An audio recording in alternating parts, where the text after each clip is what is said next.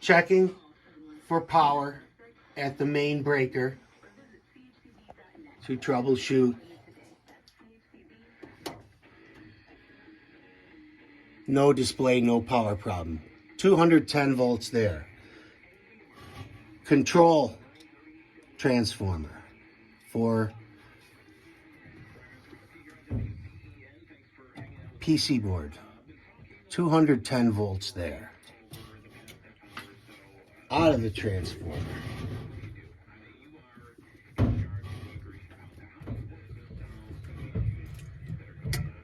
It's the two furthest in. 27 volts. That is a good transformer. That goes right to the board. So then you would check the connection at the board. If not, the board is bad.